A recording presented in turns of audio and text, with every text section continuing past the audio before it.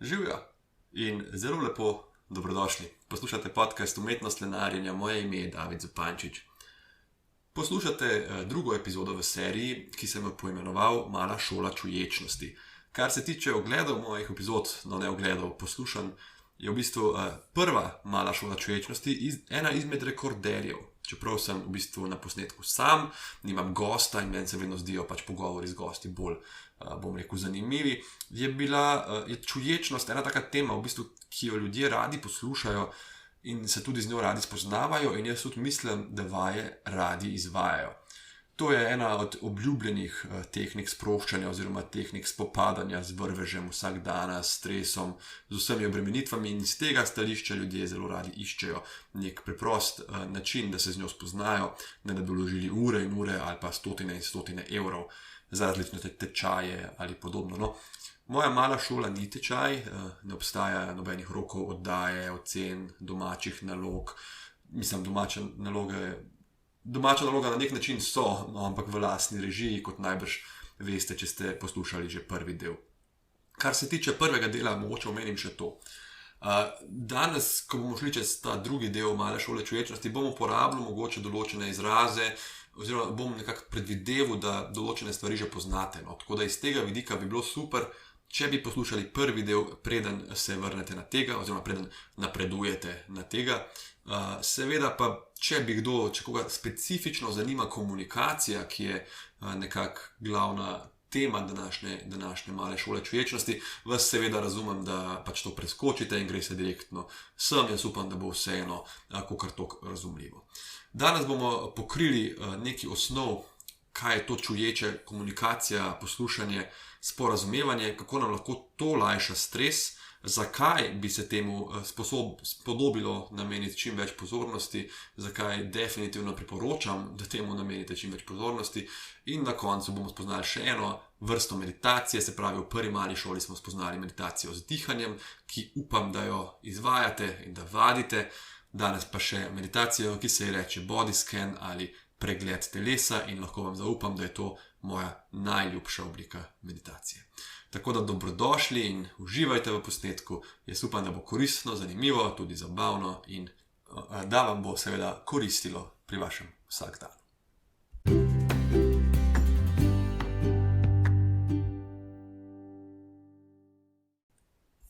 Za začetek vam nekaj priznam.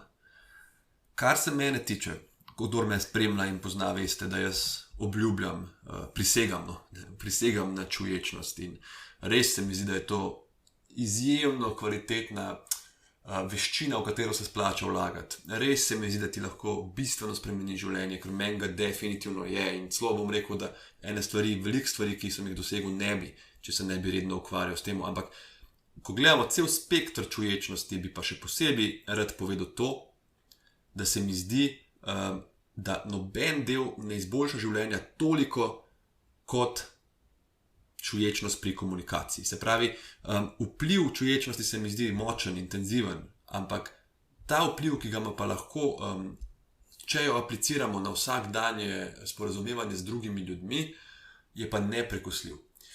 Na nek način morate vedeti, da večino naših izkušenj, človeških izkušenj, izhaja iz odnosov. Naš svet je v bistvu zgrajen iz teh izkušenj, ki jih oblikujemo z drugimi ljudmi in niti ne vedno sami.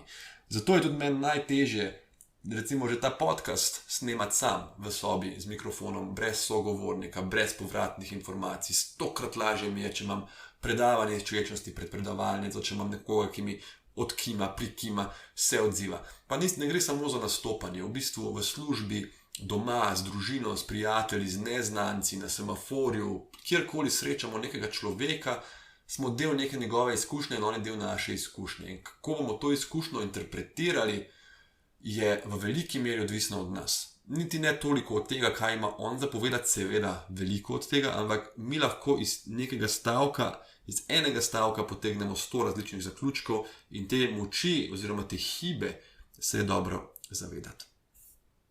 Tako da današnja epizoda bo malo drugačna, če ste poslušali prvo mojo malo šolo. Predvsem v tem, ker se zdaj pomikamo iz notranje izkušnje navzven. v prvi mali šoli človečnosti smo govorili bolj o tem, kako mi dojemamo nekako notranje občutke, ki jih mi čutimo iz okolice, naj bo to fizični dražljaj, tekoče vode, dihanje. Zdaj pa svojo pozornost ne bomo več držali recimo na lastnem vdihu, ampak jo bomo premaknili navzven in se začeli ukvarjati tudi z drugimi. Zdaj pa se lahko mogoče za začetek vprašamo, ali smo dober poslušalec. Vam bom dal 2 primera, pa bom kar prepričan sem, da boste nekako, ko boste pomislili, ugotovili, da ste izkusili že obe plati. Se pravi, prvi primer, nekdo vam nekaj razlaga, mogoče je celo zelo zagret, kaže, gestikulira z rokami, navdušen izraz ima na obrazu. Vi pa dojamete, da v bistvu nimate pojma, o čem govori. Govori že recimo 30-40 sekund, vi ste pa razmišljali, sploh ne veste kaj, o večerji, o enem mailu, ki ga morate odpisati. Nimate pojma, kaj govori.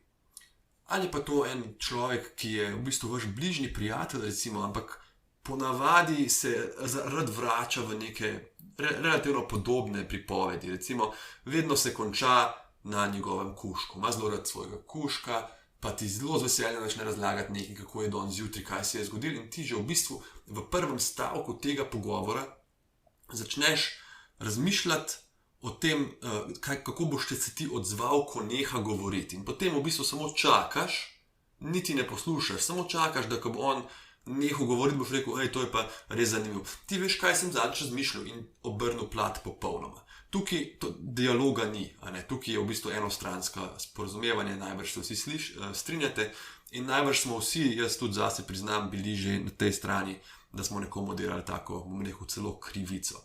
Ker največ, ampak res največ, kar lahko date človeku, kar mu lahko podarite, je svoja pozornost. In to ne podcenjevati tega, kako se to začuti, ker to se začuti. Zdaj, če pogledamo drugo plat, a ste bili kdaj v tej vlogi, da ste nekaj razlagali, govorili, prišli mogoče nekje do pol stvari, ki ste jih želeli povedati, in ste pogledali tega človeka, ki vas posluša v obraz, in ste takoj začutili, kako on je fokusiran, kako nekaj razmišlja, kako vaše besede grejo v prazno. In v bistvu, kako lahko to te čist demotivira, da bi najrajš kar v tem trenutku nehal govoriti, ker je brez veze. In to se čuti se, če ti nekdo podari svojo polno pozornost ali ne. Nekako vidimo, glede na mimiko, glede na obraz. In to je izkušnja, ki je neprijetna, najbrž se vsi strinjate, da vložite nek trud, začnete nekaj razlagati, res se vam ne zdi neumno, najbrž noben od nas ne odpre ust, pa si misli, to, kar mu zdaj povedal, je brez veze in nima veze, če to povem ali ne, ampak bom pač malo govoril. Ne, vsi začnemo govoriti z nekim smislom, z nekim bistvom v glavi, nekaj hočemo sporočiti. In če opazimo, da človek, ki mu to sporočamo, v resnici se mu zdi to absolutno brez veze, je to en zelo slab občutek. No in zdaj, kar bi pa na tej točki povedal, je, da ne bomo spremenili nikoli vseh ljudi okoli sebe, tako da danes bi rad samo, da vsak zase prevzame to odgovornost. Da ne boste pol hodili po tej epizodi okoli pa začeli ljudem težiti. Jaz sem zadnjič poslušal en podcast in sem pomislil, ti res ne znaš poslušati, ti si tako ful nefair do mene. Ne, glejte, naj vsak zase to obdela do točke, do katere želi. Seveda lahko opozorite partnerja, če mu nekaj razlagate iz srca, pa on nekaj gleda, pa govori samo pa rečete, oprosti, mene to res moti in prizadene, če se mi zdi, da mi ne daš svoje pozornosti, a lahko prosim poslušaš. In to je lepo, da mu komunicirate. Ampak kar hočem povedati je, da v prvi fazi, v prvem planu mora biti vedno, da to popravimo pri sebi. In da postanemo mi ta odličen poslušalec, ker verjemite mi, odličen poslušalec pomeni biti tudi odličen prijatelj, mož, zdravnik, konec koncev, ne podcenjujte moči tega, da date svojo polno pozornost nekomu, ki vam nekaj pripoveduje. Zakaj pa tukaj zdaj pomembna vaja? Če se navežem na prvo malo šolo človečnosti, smo govorili veliko o tem, da je dobro vaditi, da je dobro sedeti, meditirati vsak dan ali pa recimo 5-krat, 6-krat na mesec, da je dobro imeti neko redno prakso in vzgajati te vzorce mišljenja. In tukaj je podobno. Morate vedeti, da možgani ogromno impulzov iz okolice stalno procesirajo. In kot je rekel Tony Robbins, to je en odličen coach, en mojih zelo velikih, bom rekel, človek, ki sem ga zelo veliko poslušal in bral, in se mi zdi, da ima izjemen potencial, da pač ti pomaga nekako spremeniti določene vzorce mišljenja na bolje. On je rekel, information without intention, informacija brez neke namere je brezvezna. In zdaj, če vam dam en primer. Vi me zdaj poslušate, ne vem, ste v avtu, mogoče ste na kolesu, ali pa pospravljate, ali pa kuhate. Koliko stvari zdaj lahko vi slišite poleg mene? Kaj se vse dogaja v okolju? Če ste v avtu, najbrž je zunaj nek hrup, najbrž nekdo trobi, nekdo hodi, nekdo kolesari. Že samo v vašem vidnem polju je ogromno enih lučk, je volan, je barva karoserije avta pred vami, njegova registrska. Koliko od tega pride v prvi plan vaših možganov? Vse seveda ne more. Hvala Bogu, da imajo možgani nek filter. Možgani imajo filter in vam predstavijo tisti del, ki vas zanima. Se pravi, v tem trenutku vi slišite moj glas, razmišljate o tem, kaj govorim, točno toliko pozornosti, če boste imate na okolici, da se pač ne zaletite. Če bo pa iz leve prepičil nek Peugeot, čez rdečo luč, bojo možgani naredili ops, in bo vaš fokus takoj, ne boste več razumeli, kaj jaz govorim, ampak bo vaš fokus instantno spremenjen v tisto avto in boste pač ustrezno reagirali. Zakaj se človek stiša musko takrat, ko parkira? Zato, ker si želi dati možganom čim lažje delo, da bo opazil vse podrobnosti tega natančnega dela. In primer tega, kar vam zdaj govorim, je recimo, če si kupite nov avto in kar naenkrat opazite ogromno teh avtov v Ljubljani ali v mestu, kjer živite, se vam je to kdaj zgodilo. Pa te avti so vedno obstajali, če vam lahko povem to skrivnost, niso začeli se prodajati potem, ko ste ga vi kupili. Ampak možgani nenadoma to opazujejo in ko vidijo za avto, vam potisnejo to v prvi plan. In zdaj dajmo analogijo na to, kar se danes pogovarjamo. Če boste vi začeli dajati pozornost oziroma se boste zavestno odločili, da je važno to, kar vam nekdo govori, da to ni vseeno, da vas to zanima, v tem primeru boste že sami po sebi bojo možgani v bistvu manj distrakcij metali ven, ne boste začeli razmišljati o večerji, ne boste začeli razmišljati o, ne vem, temu, da morate svaku kupiti kosilo za to, ker vas je zanč pobral v službi, ampak boste stalno prisotni, bolj prisotni v tem trenutku. Analogija z meditacijo, z dihanjem. Stalno, ko vadite, ko sedite, ko dihate, ko preusmerjate pozornost na ta trenutek, boste tudi tekom dneva opazili, da vas manjkrat odnese. In tekom meditacije boste opazili, da vas manjkrat odnese. Bolj boste fokusirani. In če boste vi ob vsakem pogovoru, ali pa recimo ob večini komunikacij, da bo vaš namen, ne dajmo zdaj premisliti vse stvari tega sveta, pa dajmo takoj najti nek odgovor, ampak bo vaš namen poslušajmo tega človeka pred mano, potem boste s časoma dejansko čist podzavestno pristopali na ta način k komunikaciji, ker bojo možgani ta del dali v prvi plan. Jaz upam, da je to razumljivo, predvsem pa upam, da se vam zdi to smiselno. Zdaj pa, kako lahko to, kar doslej že znamo o čuječnosti, prenesemo na komunikacijo? V bistvu je dosti podobno. Če se spomnite, v prejšnji mali šoli čuječnosti smo se učili sedeti v meditaciji. Takrat usmeri svojo pozornost na dih, vdih, izdih, mogoče v področju nosnic, mogoče na področju abdomna, kjer ga pač najbolj čutite. Mirno dihate, seveda slej ko prej pride misel, jo pustite na miru in preusmerite pozornost nazaj na dihanje. Analogija s poslušalcem. Kako mi večinoma komuniciramo? Kakšna izkušnja je to? Ali imamo premalo časa, hitimo, predvsem imamo pa neko svojo agendo, vedno imamo agendo. Ko nam nekdo začne govoriti, imamo takoj neko svojo željo. Ali, tega človeka moram v nekaj prepričati. On mi govori, da so psi luštni, ampak jaz vem, da so mačke bolj luškane. Ko mi čakam, da neha govoriti, da jaz dam svoj super argument, da mačka nikoli ne polula preproge, pa karkoli. Ali 2. Ta človek vedno ful govori, jaz nimam časa, upam, da čim prej konča. Cel čas, ko on govori, bom iskal način, da zaključim pogovor. A bom rekel, moram šibati, a bom rekel, a se lahko slišva kasneje, ali bom samo pač rekel, super si to povedal, z vsem se strinjam, samo zato, da bom lahko šel stran. To je druga stvar, se pravi agenda. In 3, krivda. Damo neko, zdi se nam krivično, kar nas nekdo v kar nas nekdo prepričuje. Zdi se nam ne fair, zdi se nam, da njegov govor dela nek čustven odziv v nas in ko mi čakamo, da bomo mi lahko izlili to frustracijo in sogovorniku povedali, da nima prav. Morate vedeti, da ko pride do komunikacije, je izjemno lahko deliti krivdo in izjemno težko biti empatičen. In če gremo v komunikacijo z namenom, da smo empatični do tega, kar nam človek pove, je lažje. No in zdaj končno analogija meditacije s komunikacijo. Kako čuječe poslušati? Zdaj recimo ne sedim doma v meditaciji, ampak pride do mene sodelavec in mi začne nekaj razlagati. Prvič, na mesto na dihanje bomo svojo pozornost preusmerili na tega sogovornika. Če nam je lažje se nekako zasidrati v trenutek, da nas ne odnese, lahko damo pozornost na čisto neko fizično lastnost, lahko ga gledamo v očala, lahko ga gledamo v oči, to je ponavadi težko ljudem, lahko opazujemo, kako se premikajo usta. Kakorkoli, moramo se odločiti in zavestno dati pozornost na poslušalca, na tega sogovornika. In temelj čuječnosti, ki je ne smemo nikoli pozabiti, ni dovolj, da je ta pozornost tukaj, važno je, kakšna je. Čuječa pozornost je odprta, je prijazna. Nikoli si ne želimo, da bi bila naša izkušnja drugačna, kot je, ker takoj spodleti.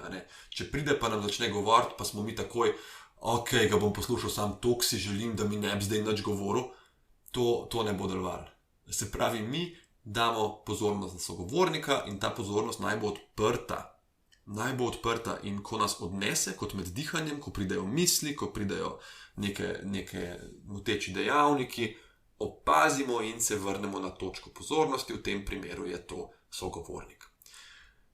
Čuječnost ne pomeni, ne obljublja večnega notranjega miru. In to, da bomo mi tako pristno poslušali to izpoved, lahko da nas bo pretresla, lahko da nas bo žalostila, lahko da nas bo razjezila, ni rečeno, da nam nekdo res ne govori nekaj, kar nas bo užalilo, zaradi česar bomo pač jezni. To je vse v redu, to je del izkušnje. Ne odrivamo, sprejmemo, kaj se dogaja, sprejmemo celo pripoved in potem reagiramo. In tukaj sta dve pomembni stvari, ki bi jih rad razvil. Meni je prav, malo mi je težko govoriti o tem, ker komunikacija, sporazumevanje in odzivanje na ljudi je pa nekaj, v kar sem jaz vložil največ po moje svojega študija tega osebnostnega razvoja, ko bi rekel. No. In moram reči, da mi je pomagal do vsega, kar sem. Do družine, do službe, pač res. To je zelo važno. In če bomo šli počasi, jaz upam, da ne grem prehiter, zdaj pač ne vem, tle sam sedim in govorim, nimam povratne informacije, jaz upam, da je razumljivo, ker to so zelo važne teme. In zdaj le vidim, da sem približno 15 minut govorim, pa se mi zdi, da sem že toliko ogromen povedal, da bi najraje kar mal nehal pa kakšno minuto pauze naredil. Ampak si boste že dali pauzo ali pa si prevrtili, če boste to rabili. Kakorkoli. Prva stvar. Zdaj smo na točki, ko se pogovarjamo. Seveda, če bomo, recimo zdaj ta pripoved, ki nam je ta človek povedal, je neka pretresljiva pripoved, lahko damo nek primer, recimo on pride do nas pa reče, sodelavec pa reče, živijo David, škaj, to ti moram povedati, sem ti že včeraj povedal, pa po moje nisi dobro slišal ali pa pač nisi upošteval. In potem on govori naprej. In tukaj se pri meni takoj en vozu v prsih naredi. Kaj je zdaj on rekel? On je rekel, da jaz slabo poslušam, on je rekel, da jaz tega ne upoštevam, a misli, da sem idiot, a misli, da sem neumen, kaj pa z njim narobe, a on pa vedno dobro posluša, a on pa nikoli tega, ne? In začnemo s krivdo, začnemo z defenzivno agendo, da bomo njega zdaj prepričali, da smo mi v bistvu popoln človek in da on nima prav. Pa pustimo za trenutek to, kaj se je res včeraj zgodilo, pa kaj ne. Prva stvar je, če bomo mi šli takoj v defenziven položaj, bomo bistveno manj razumeli in ne bomo slišali tega, kar nam on želi povedati. Tukaj je ena zelo dobra tehnika, da ne reagiramo impulzivno. Ker kdo bi tudi, še preden bi ga celo prekinul, on bi mi to rekel in jaz bi kar rekel, čak, sam malo, oprosti. Mislim, če mi ti govoriš med tem, ko imam jaz polne roke dela, pa 3 paciente, oprosti, pač ne moram jaz tega razumeti in lahko tudi ti kdaj počakaš, ker veš, da skozi samo hitim. A vidite, ta reakcija bi lahko bila, če bi on meni to rekel v neki točki, ker sem jaz sprovociran že, neprespan, bi lahko bila moja prva reakcija. In zdaj vam bom povedal eno od 2 tehnik, ki bi vas rad danes naučil. druga je tista meditacija, ki jo bomo na koncu spoznali. Prva je pa ena mnemotehnika, ki se imenuje stop. Ta tehnika se lahko uporabi takole v pogovoru, lahko se pa uporabi v bistvu kjerkoli, kot boste videli. In meni je super en citat od enega gospoda, ki mu je ime Suzuki Roshi. On je rekel, najpomembnejša stvar je, da se spomnimo na najpomembnejšo stvar. Jaz sem to prebral v angleščini in se mi še bolj sliši. Se pravi, the most important thing is to remember the most important thing. In najpomembnejše je, da se spomnite, da obstaja ta tehnika stop. Da ni treba, da takoj butnemo nazaj. Da ni treba, da če čutimo neko jezo, neko emocijo, ki je seveda s človečnostjo, nikoli ne probamo zatreti, ampak ni treba, da mi pademo ven, da začnemo kričati, da se začnemo kregati. Sam spomniti se moramo, da obstaja ta tehnika. Druga analogija, super mi je, ko enkrat zagledate deročo reko, niste več v njej. Se pravi, če vas po nekih brzicah pod vodo pelje v najbrž gotovo smrt, pa zbrcate nad gladino, vidite to reko pred sabo, niste več noter v njej in v polnem primežu. Seveda niste instantno prišli ven, seveda se niste takoj rešili, človečnost ne zna teh instant rešitev, še vedno vas reka odnaša, ampak niste več spodaj v vrtincu, jo vidite in je lažje reagirati. Tako da spomnite se na tehniko stop. S pomeni stop. Pač dejansko prva črka v tehniki pomeni stop, ustavi se, ne reagiraj takoj, ne padi ven. Potem je T, take a breath. Parkrat vdihni. Počasi, not pa ven. To je ta standardna tehnika čuječnosti, kjer se nekako vrneš v ta trenutek, se malo ozemljiš, se zasidraš. Ni treba, da ta trenutek vse rešim. Dajmo si čas. Vdihneš enkrat, vdihneš dvakrat. ST, potem je O. Open and observe. Odpri se in opazuj, kaj je dejansko ta situacija, ne to, kaj so nam zdaj možgani ponudili, ampak kaj se dejansko dogaja. V tem primeru, ki ga obdelujemo, en sodelavec je prišel do mene in nekaj mi ima zapovedati. To se dogaja. In čist nič drugega.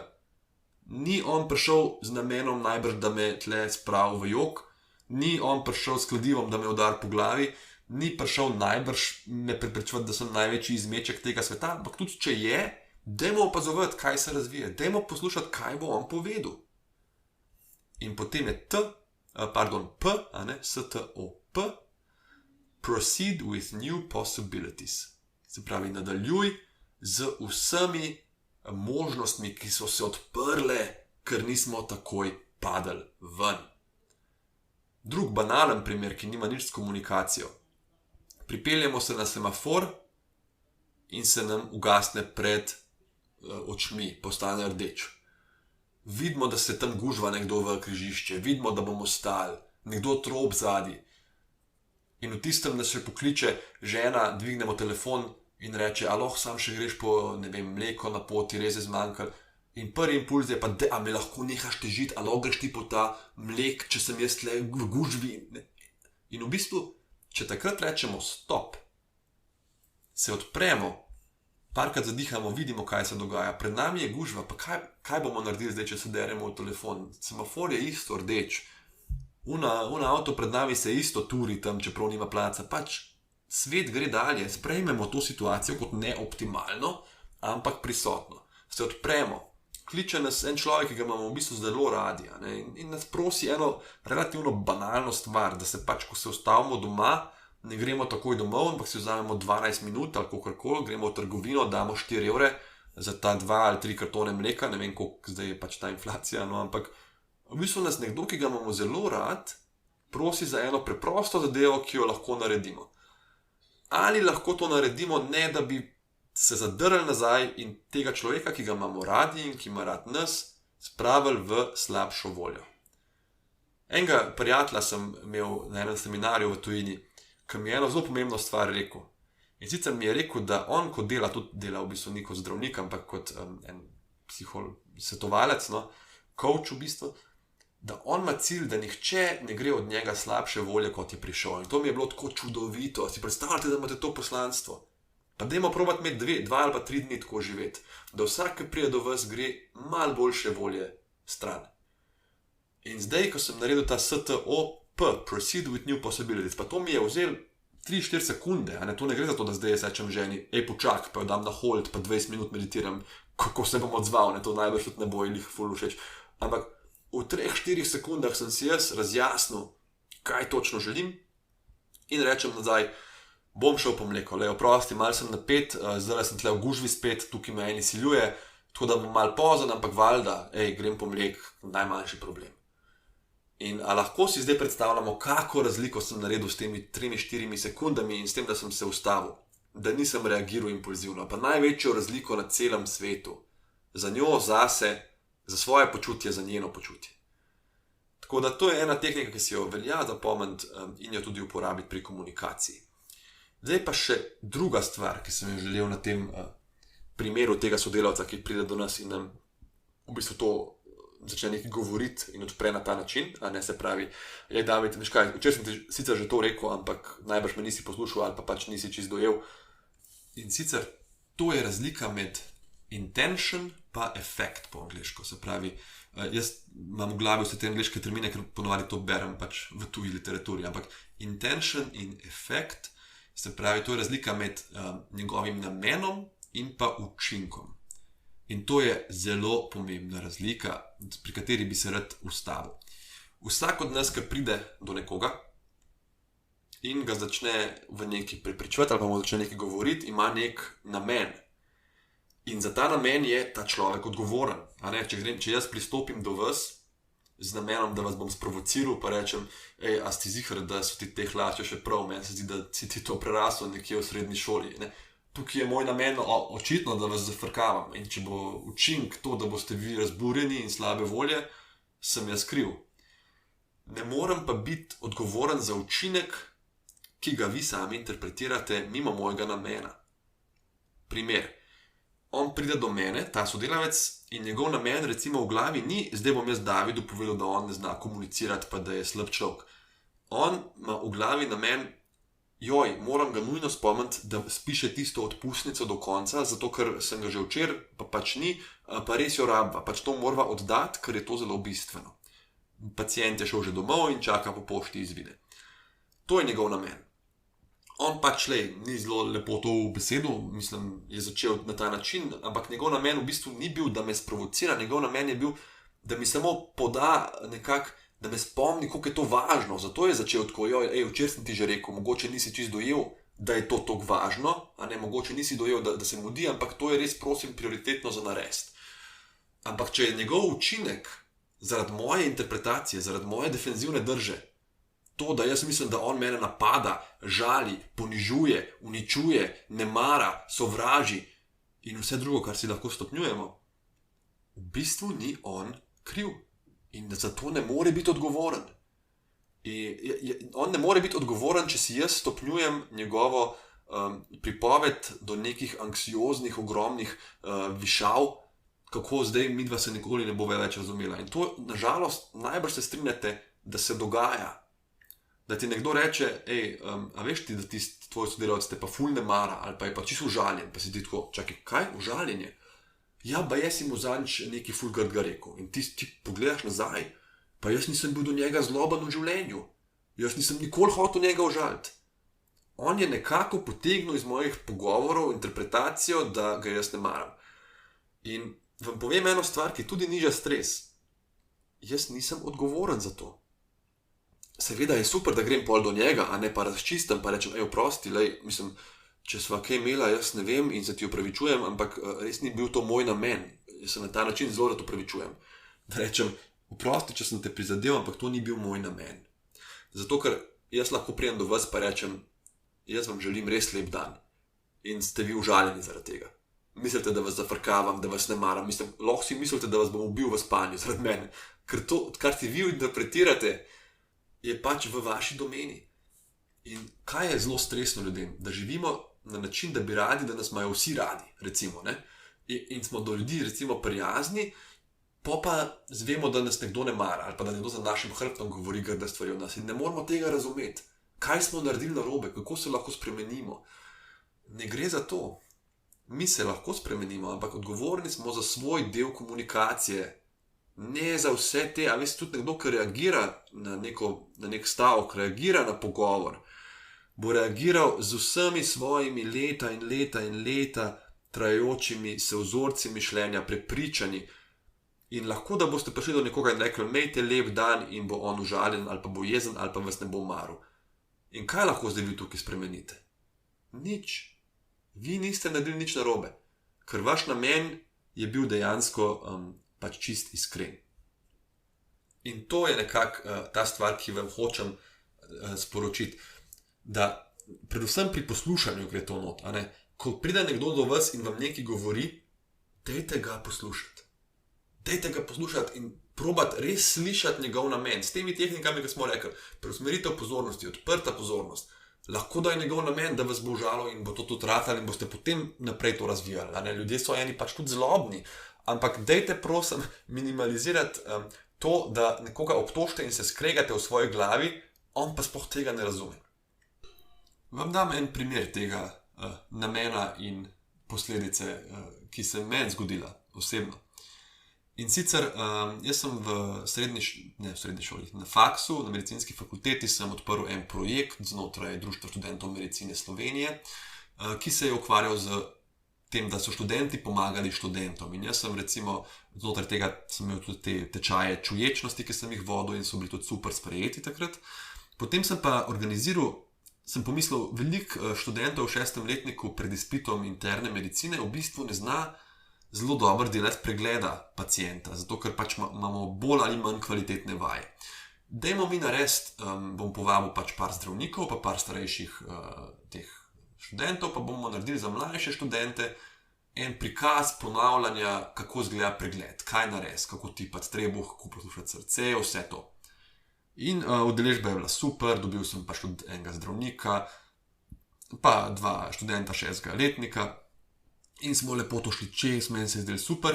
In po koncu sem jaz poslal udeležencem en link do Google ankete, da mi povejo malo povratne informacije, kako je bilo. Priznam, da sem malo tudi hotel, da me v bistvu malo pohvalijo, da sem z vse to organizacijo se ukvarjal. In res, velika večina je pisala super, hvala, to je bilo odlično, drugo je bilo odlično, tretje je bilo odlično, ocena 5. In jaz to berem in pol odprem in še zdaj se spomnim, ne čisto točno, ampak še zdaj se spomnim, kaj je pisal. En je dal komentar, mislim, da so bili inštruktorji malo preveč samovšečni, tukaj sem, da me naučijo pregleda, ne pa da govorijo o svojih izkušnjah kot zdravniki. In mene prime v prsnem košu ona jeza in si mislim, pa kako si upa to napisati? Pa on misli, da jaz nimam drugega dela, kot da tle to organiziram. Pa ta zdravnik je prišel. Pa ta zdravnik bo povedal, kar hoče. Kaj bo zdaj ta študent tle težil, kaj naj pove, pa kaj ne. Meni se je začel nabirati in razvijati v glavi celotna nekak zgodba tega, kako je ta študent, ki mi je odgovoril na tole anketo, grozen človek in kako nas je vse užalil in kako se ne zna obnašati. In pol se mi je, pa niti ne takrat, dan kasneje sem se usedel spet za anketo in sem v glavo dobil ta zelo zanimivo misel. Valjda, jaz se strinjam, on bi lahko to lepš napisal. On je bil očitno slabe volje ali pa ona in je to vrgla ven takrat. Ampak kaj je bil namen mene prvič, da sem to anketo poslal? V resnici ne bi smel biti namen, da jaz zdaj dobim tle hvalo. Namen je bil, da izboljšam bodoče seminarje z predlogi in z pač konstruktivno kritiko. In kaj je bil namen tega študenta, ki mi je odpisoval, ali pa študentke, je bila to, da mi pove, kaj jo je motilo ali pa kaj ga je motilo. In v resnici smo res imeli enega mladega zdravnika, ki je na vsako vprašanje odgovoril malo svojo anekdoto. Meni se je zdelo to zanimivo, ampak je podaljšal nekak tečaj oziroma skrajšal čas, ki ga je dejansko on učil pol te tehnike. In v resnici, ko sem jaz brez te defenzivne drže, ko sem dejansko samo sprejel to kritiko, sem ugotovil, da je moja anketa dosegla svoj namen in da mi je celo ta človek, če tudi mogoče malo ne zelo prijazno, predlagal eno možnost izboljšave. In na ta način vsak dan živimo. Če smo odprti, najboljše je, da smo odprti od vseh ljudi tistim, ki so naši kritiki, ki se mogoče ne znajo zelo lepo obnašati, ki so do nas zadrti, odrezavi.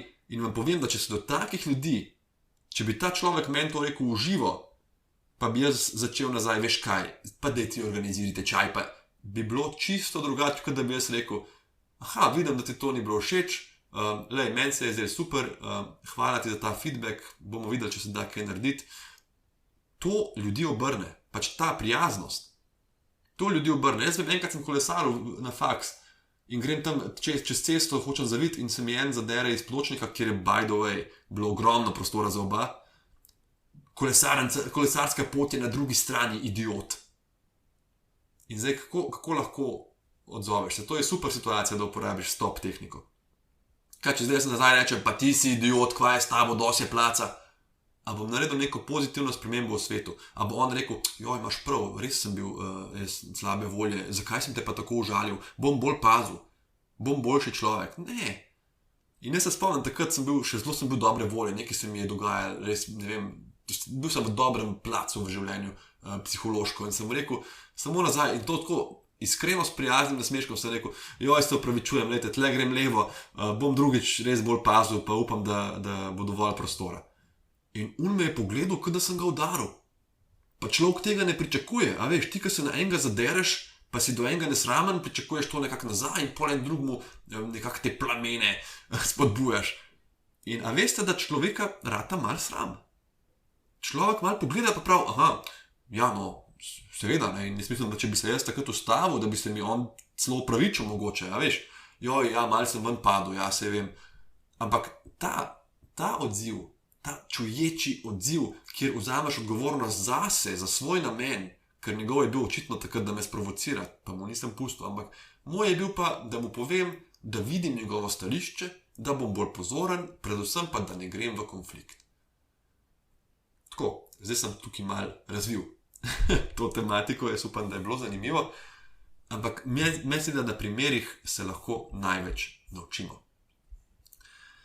Tako, zdaj, če nekako se malo ustavim, no, to se tudi jaz mogoče vzamem en požirk vode, bi rad povedal, če povzamem, kaj se mi zdijo res glavne prednosti te čuječe komunikacije. Glavne prednosti tega, da, se pravi, če povzamemo, damo sogovorniku čas, damo sogovorniku sploh možnost, da pove svoje, damo njemu polno pozornost in poslušamo na način, da skušamo njegov namen slišati in ne vse svoje prepričanje o tem, zakaj on hoče govoriti in kakšne skrivne agende ima. Ker to imamo tudi velikrat v glavi, a veste, res mi je rekel, da sem dobro to napisal, ampak kaj je res hotel povedati? Ja, mogoče pač točno to. A veste, ljudje imajo kdaj skrite agende, valjda, ampak tudi ne vedno, no. In velikrat se zgodi, da jih to mi sami interpretiramo. No in prednosti tega, da smo taki poslušalci, prvič, da smo super prijatelj, super zdravnik, super uslužbenec, super šef, slišimo in predvsem razumemo več vsebine. To je cilj, a ne, cilj je razumeti. Ni cilj vzgojiti vseh okoli sebe, da bojo oni nas razumeli, da bojo oni nas poslušali. Cilj je, da smo mi dober poslušalec, razumemo več vsebine, in ob tem se tudi bolje zavedamo notranjih odzivov, kaj se dogaja v telesu. To pa itak uči čuječnost, a ne, to uči meditacija, da dihamo, spoznamo misli, jih opazujemo, jih ne zatiramo, ampak samo smo z njimi in tudi neke notranje občutke, aha, zdaj pa narašča napetost, narašča jeza, kako se bom odzval. Tretja prednost, navzven se odzivamo premišljeno, nereaktivno. Stop, se pravi, stop, take a breath, observe, proceed. Ustavi se, zadihaj, opazuj in potem nadaljuj z lastno odločitvijo. Pa boste vse kdaj znoreli, pa to je človeško, tudi jaz kdaj ven padam, ne morem več. Ampak gre za to, da imamo neko generalno smer v življenju, oziroma to, kot smo prej rekli, tudi za to, da vemo, kaj je nekak stvar, ki jo želimo v življenju, kot v primeru tistega, ko kupimo nov avto in jih potem povsod vidimo. Če bo naš generalen cilj to, da komuniciramo nereaktivno, ampak bolj sproščeno in bolj premišljeno, bodo tudi možgani procesirali informacije na ta način. In seveda zelo, zelo močna tehnika, da ne zamenjamo namena in učinka. Je pa to dobro tudi razčistiti, veste, če nekdo nekaj govori, pa čutimo, da postajamo jezni, da se nam zdi, da nas on žali, da ima neko skrivno agendo. Da rečemo, oprosti, saj vem, da moram napisati to odpustnico, ampak jaz imam zdaj občutek, da se tebi zdi, da jaz res tebe nikoli ne poslušam in to mi ni všeč. Mogoče ni tvoj namen, da si mi to povedal, ampak jaz imam občutek, da imaš ti to nekako v glavi in bi sam rad razčistil, če je to res, se ti bi rad upravičil, ampak bi ti rad zagotovil, da te večinoma res zelo dobro poslušam. Včeraj sem imel polne roke dela. Se pravi, ne gre za to, da zdaj mi se zapremo vase, mi smo popolni, mi znamo, drug noben ne zna. Poanta komunikacije je, da se odzovemo in da tudi mi svoje stvari povemo, ne da tam pasivno samo poslušamo. Ampak dajmo to delati na način, ki je produktiven, konstruktiven in najslabši so pogovori, ko jaz govorim nekaj, vi govorite drugo in vsak od naju pa interpretira nekaj čist tretjega. Vi greste domov z mislijo, da jaz mislim, da imate debelo rit, jaz grem domov z mislijo, da mislite, da se moram nujno počesati, ker zgledam grozen. Pogovarjala smo se pa ne vem o tem, če gremo na kosilo. Tako banalen primer, ampak to se dejansko dogaja. To iskanje skritih pomenov, iskanje skritih namenov, namesto da bi se pač poslušal.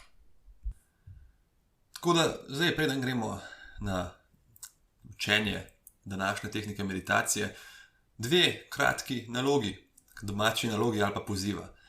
Dajte probati v naslednjem tednu. Prvič, nekoga zavestno in čuječe poslušati, s tehniko vračanja na njegov obraz in njegov govor in s tehniko, da se izogibamo tega, da poslušamo že z nekim namenom, da odgovorimo. In drugič, probamo res dobro razbrati razliko med namenom in učinkom. Kaj nam hoče povedati? Dajmo poslušati točno vsebino. Danes pa bomo, kot rečeno, spoznali še eno tehniko meditacije. Na prejšnji mali šoli čuječnosti je bila to meditacija z dihanjem, danes pa bomo poznali še meditacijo, ki rečemo pregled telesa ali body scan. Nima v bistvu kaj dosti s tem, kar smo govorili za enkrat, se pravi s komunikacijo, razen tega, da tudi, kot smo prej rekli, pri tej stop tehniki, pri komunikaciji sami, velikrat moramo opazovati svoje telo, razumeti, kaj čutimo, da ne rečem, zakaj to čutimo. In body scan je v bistvu ena meditacija, ki se ukvarja s tem. Zakaj pa meni ena najljubših je, ker je pač noro sprostitvena. Mogoče je komu od vas, ki ste probali meditacijo z dihanjem, bilo težko ostati tako dolgo samo na svoji sapi, na svojem dihu, tako dolgo nekako gledati dihanje, ki je mogoče vsakmu malo dolgočasno. In zato je pri tem pregledu telesa tako fajn. Jaz dejansko meditacijo z dihanjem ponavadi delam čisto sam, medtem ko ta body scan delam z vodeno vadbo, se pravi s posnetki. In je nekako učinek je ta točkasta pozornost, ki potuje čez telo, vas lahko spravi v en hiperfokus in v blazno občutek relaksacije. Čeprav spet povem, da poanta teh meditacij ni, da se sprostimo, to ni autogeni trening. Poanta je, da vadimo to čuječo pozornost, ampak stranski učinek je pa sprostitev sploh pri tej tehniki pregleda telesa. Za katero tehniko torej gre? Kot smo prej pozornost držali na dihanju in ko nas je odneslo, to opazili in se vrnili, je zdaj enako. Samo da ne držimo pozornosti le na sapi, ampak na različnih delih svojega telesa. Ponavadi začnemo na prstih na nogi. Ta meditacija se dela leže večinoma, lahko tudi sedeti, sploh če boste zaspali med njo, kar se velikokrat zgodi. In premaknemo to odprto, prijazno pozornost na stopala.